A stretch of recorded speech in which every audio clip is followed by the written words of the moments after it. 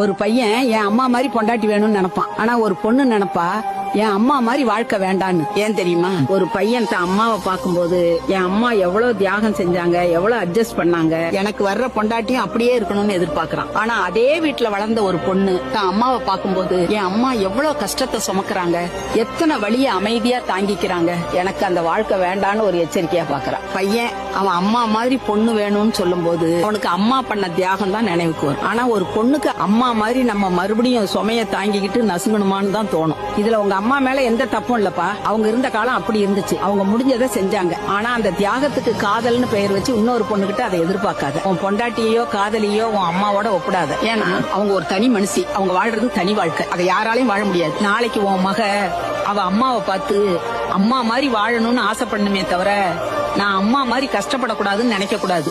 ஏன்னா மாற்றம் வெளியிருந்து வராது கண்ணு. குடும்பம் மாறணும்னா அது நீதான் ஆரம்பிக்கணும். புரிஞ்சிருக்கும்னு நினைக்கிறேன்.